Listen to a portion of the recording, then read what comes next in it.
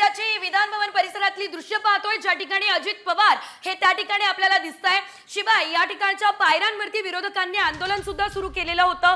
मात्र आत्ताची जी दृश्य आहेत अतिशय महत्त्वाची आहे। अजित पवार यांच्या पक्षातला एक बडा नेता अर्थातच धनंजय मुंडे यांना राजीनामा द्यावा लागला आणि त्यानंतर अजित पवार यांचे जे फेशियल एक्सप्रेशन्स आहे ते देखील बघणं अतिशय महत्त्वाचं आहे। त्यांच्या चेहऱ्यावरचे हावभाव हे सुद्धा अतिशय महत्त्वाचे आहे। बोलक्यात खरं तर काहीशी चिंता, काहीशी काळजी त्यांच्या चेहऱ्यावर आपल्याला बघायला मिळते। मात्र एकंदरीत विधान भवनाच्या पायऱ्यांवरती याआधी विरोधकांनी आंदोलन सुरू केलं होतं आणि आता जर आपण बघितलं तर अजित पवार विधान भवनातून बाहेर निघालाय, मात्र त्यांनी कुठली प्रतिक्रिया यावेळेस दिलेली नाही। सेजल, एक सांगायचं म्हणजे हे जे गांभीर्य आपण अजित पवारांच्या चेहऱ्यावरती सध्या पाहतोय ते याचमुळे, कारण की त्यांच्या एका मंत्र्यांचा सध्या आता राजीनामा घेण्यात आलाय, तर दुसऱ्या मंत्र्यावर सुद्धा राजीनाम्याची टांगती तलवार आहे। म्हणून कदाचित राष्ट्रवादी सोबत काय होत आहे किंवा हा लढा आता पुढे कसा जाणार आहे हे राष्ट्रवादीच्या किती अंगलट येणार आहे आणि प्रश्न उपस्थित केले जात आहेत, त्याला उत्तर देणं भाग आहे। अजित पवार सध्या उत्तर देणं टाळतायत,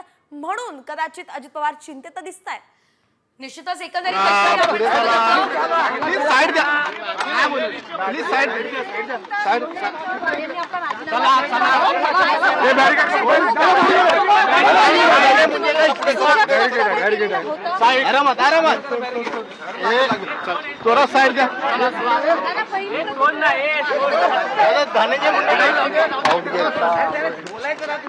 चला पुढे चला पुढे चला चला जाऊन अरे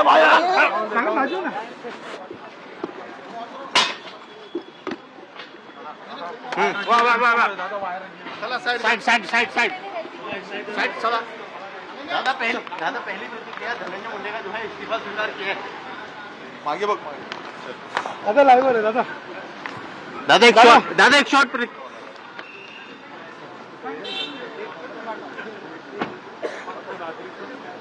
नहीं बोलेंगे अरे नहीं बोलेंगे वहाँ नहीं बोले तो यहाँ कहाँ बोलेंगे।